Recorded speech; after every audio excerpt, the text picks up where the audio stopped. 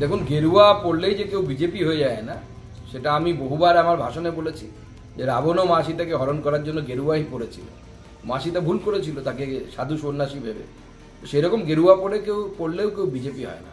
এবং আমি অবাক হয়ে গেলাম অভিষেক বন্দ্যোপাধ্যায়ের নির্দেশে এত দুর্বল চিত্রনাট্য, যে নাটক সংগঠিত হওয়ার কিছুক্ষণের মধ্যেই তার পর্দাফাশ হয়ে গেল।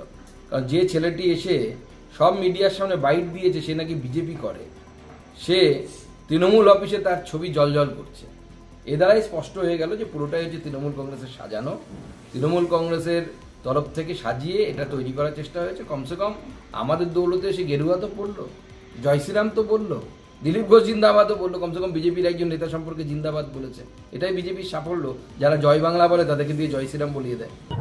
আজকের আমাদের মূলত এই বিক্ষোভ, আমরা ভারতীয় জনতা পার্টির এই ডায়মন্ড হারবার বিধানসভার একনিষ্ঠ কর্মী সব, আমরা যুব সমাজ 2021 সালে নরেন্দ্র মোদীজির আহ্বানে আমরা দলটা করতে এসেছিলাম, কিন্তু এসে আমরা আজকের ঘর ছেড়ে কেউ মার খাচ্ছি, আমরা এভাবেই আমাদের চলতে হচ্ছে। কিন্তু কোনো নেতা আমাদের সঙ্গে নেই।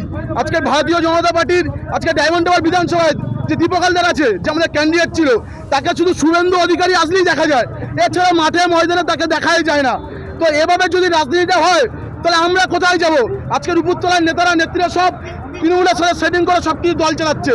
আজকে সেই কারণেই আমাদের বিক্ষোভ ছিল, এবং এই বিক্ষোভে আমরা সুকান্ত মজুমদারের কাছে একটু কথা বলতেছিলাম সাথে, কিন্তু সেই সময়টুকু আমাদের দেওয়া হলো না। আমাদের সিআরপিএফ বাহিনী ছড়িয়ে দিয়ে ঠেলে দিয়ে, আপনাদের ক্যামেরায় আছে, তারা বেরিয়ে গেলেন। আমরা দিলীপ ঘোষের অনুগামী। সব থেকে বড় কথা হচ্ছে দিলীপ ঘোষের নেতৃত্বে আমরা দলটা করেছি 2021 সালে। আজকে সেই দিলীপ ঘোষ, হ্যাঁ, আমি ভারতীয় জনতা যুব মোর্চার এই ডায়মন্ড হারবার সাংগঠনিক জেলার সহসভাপতি ছিলাম। এখন আমি কোনো পদে নেই, কিন্তু আমরা দলের সাথে রয়েছি। আমরা চাই আমরা দল করতে, দল আগামী দিনে আরও বাড়ুক। আমরা মার খাই, যা খাই, জেল খাটি, আমরা দলের সাথে থাকতে চাই। কিন্তু নেতারা তৃণমূলের নেতাদের সাথে সেটিং করে এভাবে দল চালালে দলটা চলবে না।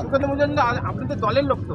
হ্যাঁ, অবশ্যই আমাদের দলের লোক, আমাদের নেতা আমরা মানছি, কিন্তু সেই জায়গা থেকে তাকেও ভাবা দরকার যে দিলীপ ঘোষ হারিয়ে যায়নি। দিলীপ ঘোষ ছিল আমাদের নেতা। দিলীপ ঘোষ আজকে 3 থেকে 77 দিলীপ ঘোষ করেছে, আজকে 2 থেকে 18 দিলীপ ঘোষ করেছিল। সেই জায়গায় দিলীপ ঘোষকে আজকে এরা সরিয়ে দিয়েছে।